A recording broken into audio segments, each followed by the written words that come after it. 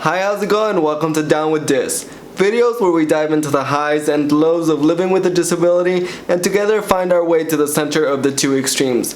Today is going to be a little bit different because one of my friends reached out to me and he needs to do an interview for one of his classes at a university, and he asked if he could interview me. And he's actually in the room right now, but he doesn't want to be on camera. So yeah, we're gonna do that, and depending how long the interview goes, it might be a 2-part episode, so stay tuned. How would you describe your disability? Kind of like an, I don't know, that's a tough question. Like an added challenge, I guess. Yeah, that's. Can you give us a little history about it, or? Yeah, so I was born 2 months premature, and as far as I know, that's the main cause of my CP, and that added with the fact that usually when babies are premature, they get put into the incubator for the amount of time, or at least part of the time that they were missing. But in my case, I guess when I was born, there were other babies that needed the incubator. Like they were just like out of space. So I was only in the incubator for about 2 weeks instead of the 2 months that I needed.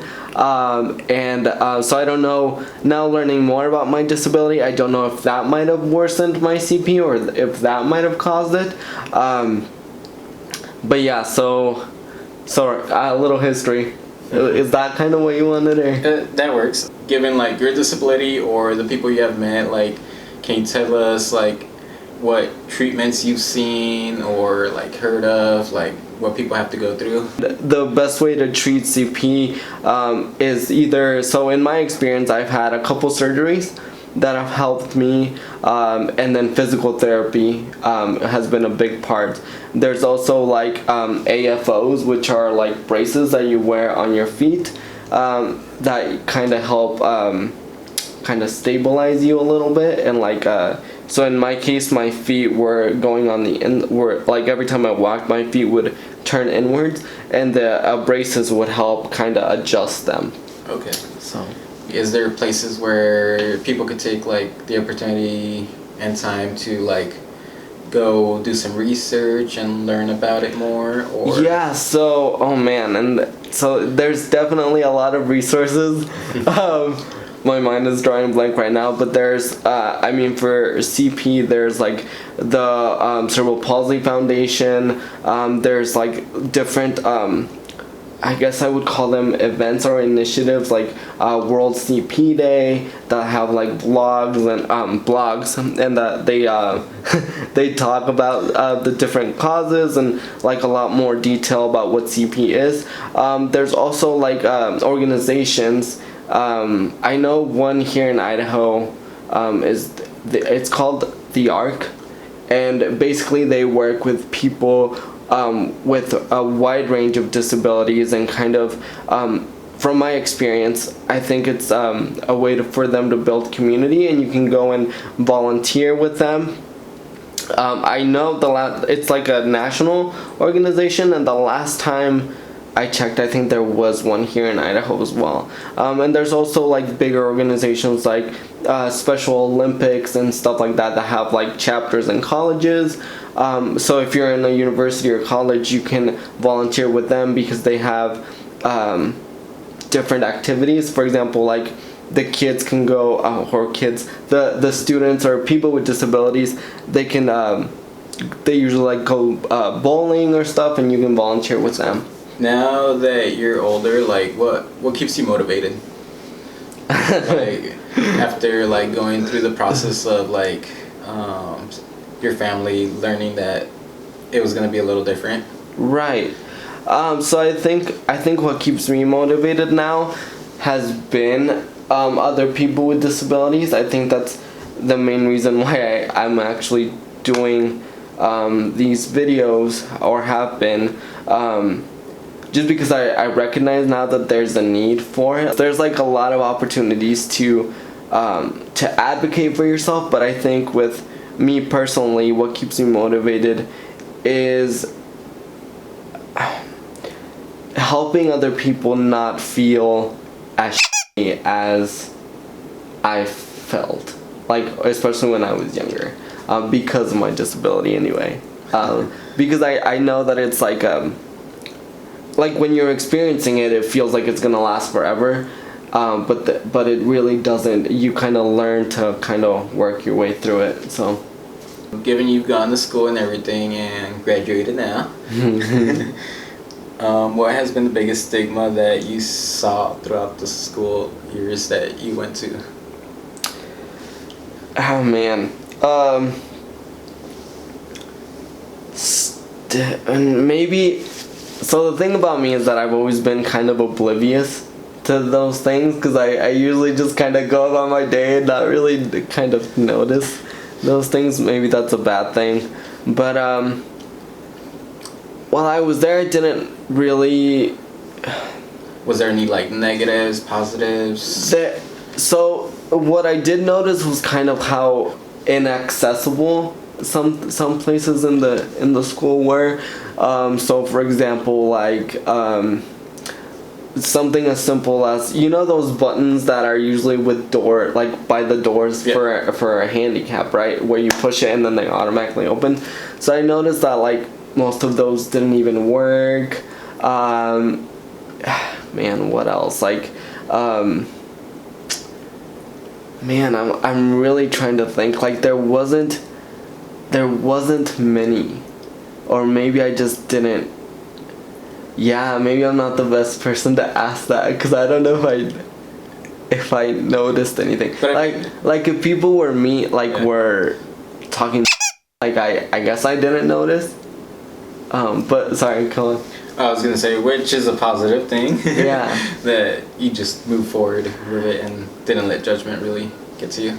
Yeah, like I said, I guess I've been. I think oblivious is my middle name, because yeah. When it comes to that, I usually just don't really pay attention to it anyway, because I know kind of where I'm going, so I can usually just kind of ignore those things. But yeah, now I'm gonna keep thinking about that though. What since you decided to go to university, what led you to that? Given like you knew you were disabled in a way, but you still wanted to pursue it. Like what motivated you to continue and choose a career path that you're in? Oh, that's a good question. So, man, what motivated me to go to college in the first place was, I think, my need in kind of doing something, right? Like everybody wants to feel useful, and of course I realized that like physical labor I wasn't going to be able to do so. So I was like, well, I guess the only thing that I can do is continue my education. I kind of figured it was gonna be a little bit difficult. Like it was, like I guess like walking especially my freshman year, walking long distances or across campuses from class to class really tired me out. But again, I guess I was oblivious to the fact of like how I didn't really look at how hard it was gonna be, and maybe I should have, but I just kind of focused on like, I'm gonna get an education. So as far as my career field, it's kind of a funny story, because I had no idea. So I had always been kind of like artistic, like creative, and like technology wise, I was always in my family, like if our computer broke, they would be like, oh, can you fix this? And I would like turn it on or off, like, oh, it's fixed.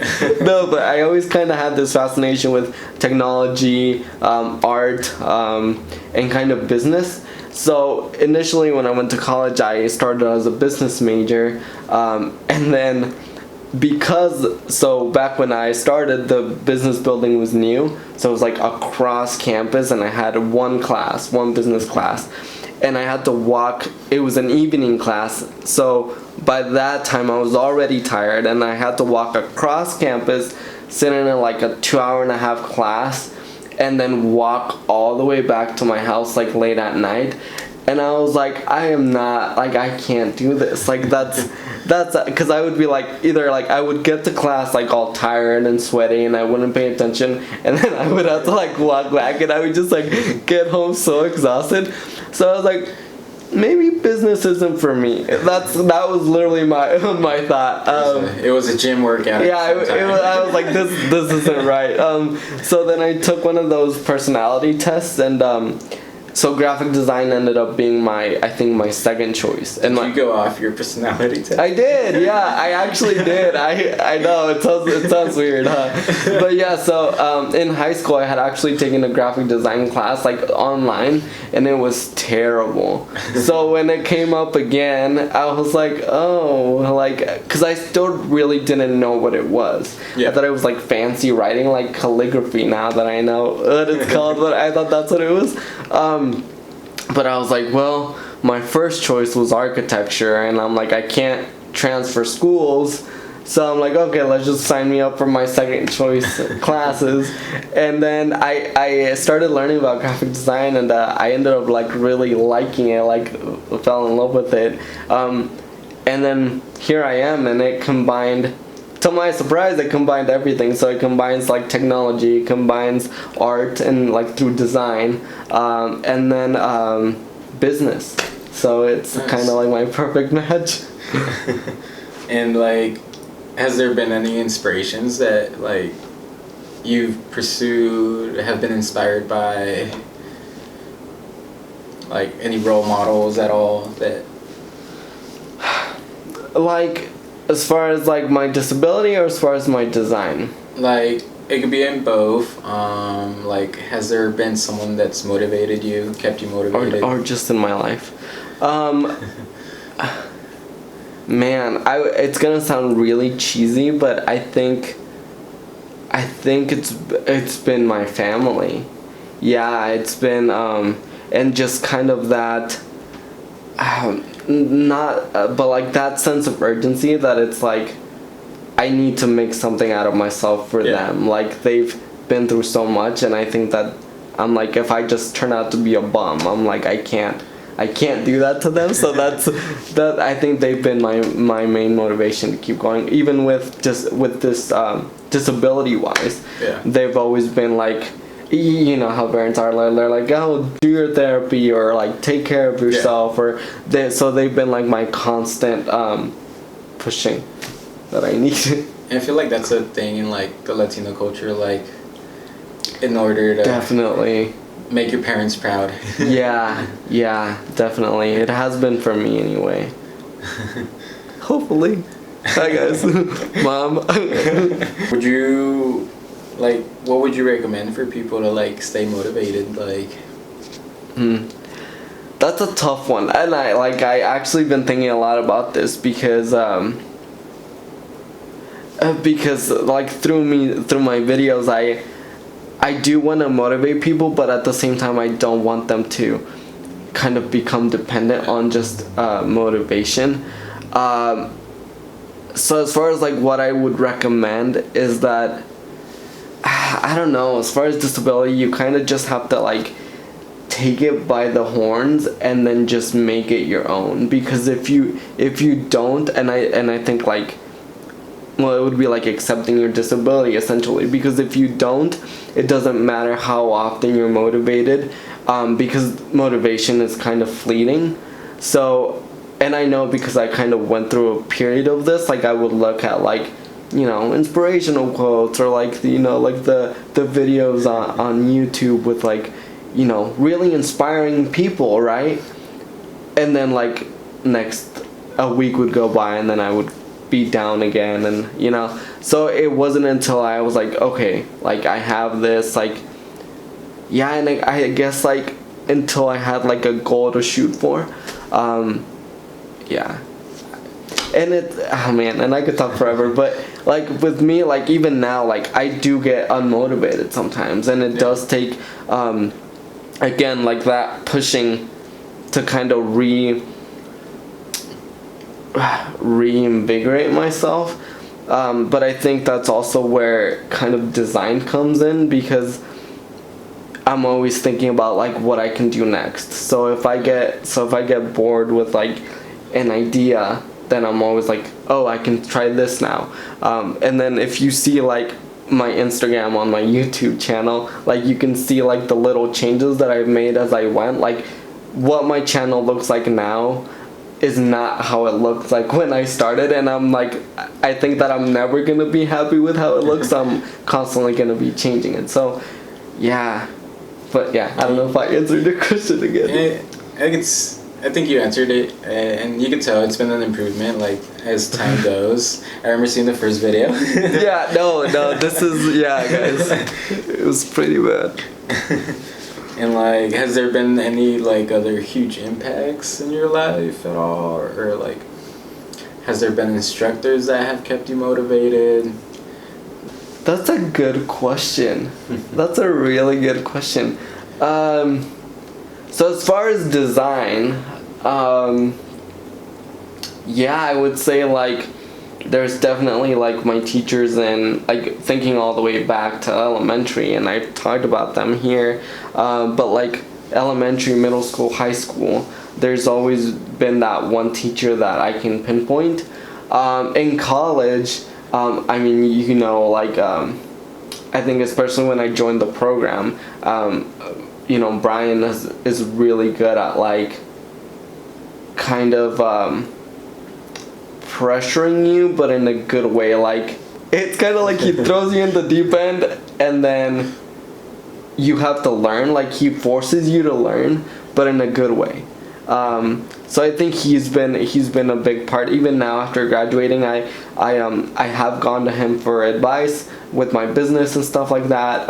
So he has been a constant support throughout. So yeah, I would say, yeah, there's definitely been people. That's awesome. Would you say there's people out there we could reach out to? Yeah, I mean, there's, man, maybe I'm not the best person for this, but maybe I should be taking this. If you find them, let me know.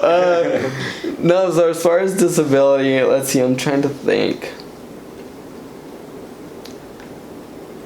Yeah, I mean, man, and this is gonna sound terrible because I guess I'm not as involved within the disability community as I would like. I feel like doing these videos has forced me to become more involved.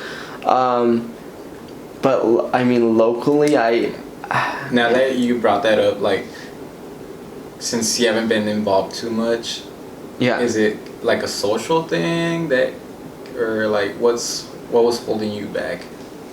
I guess it was just not knowing, not knowing that there were services like this.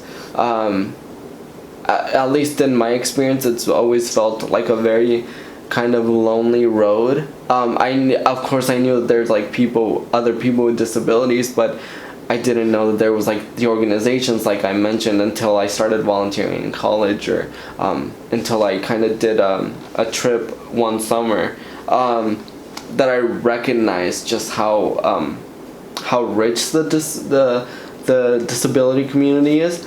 But yeah, it's definitely something that I still need to kind of dive into. Yeah. Yeah. What opportunities would you like for others to have?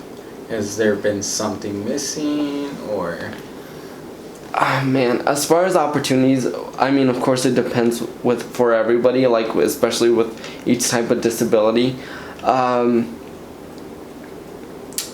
I think what I would want to see is inclusion in the sense of like not necessarily creating opportunities just for people with disabilities, but really kind of integrating people with disabilities into society, and kind of giving us that same opportunity, and I mentioned this before, but giving us the same opportunity to fail and to succeed as anybody else would. Was there like ever a time that like you didn't feel like you fit in with everybody else? Yeah, that's been the story of my life. So it's interesting because I've never felt like I completely fit in to anywhere. And I think that's kind of the key. You kind of, especially with it, like me personally, having like a mild case of CP, I've always felt like I've had one foot in the abled world and then one foot in the disabled world, but not fully in both. So yeah, I guess, and even till now, like I don't feel like with any group that I'm in, I feel like, for example, like I feel like I'm not designing enough. Like when I'm talking to other designers, I'm like, wow, they're so cool. Like they know so much, and I don't know anything. Like, you know what I mean? So it's so in my case, it's been like definitely. But I mean, I think that's a good thing. I feel like that can be a positive. I feel like design has been a big part of your life. Yeah. Definitely keeps you motivated. It's been interesting because I love to create. Yeah. And whether it's terrible or whether it's actually good, like, I don't know, I just like it. Like the fact that we can create something from our head and like make it tangible is incredible. I love it. Now that you're older and stuff, like, is there a future that you're looking towards to? Like, how do you see your future going? No biggie, just simple questions, right? How do I see my future going? Man, I have no idea. That's it for the first part of this video. I'm sorry that I was recording with my profile the whole time, but for the second part of the video, you guys will be able to actually see more of my expressions or more of my face. So I don't know if that's a good thing or bad thing, but like always, I hope you have a great rest of your day. If you enjoyed this video, don't forget to give it a big like and help me give disability a little bit more visibility by sharing this video with someone who will enjoy it or might benefit from hearing this message. Did I already say to have a good day? Well, if I didn't, have a good rest of your day, and I'll see you on the next one. Bye.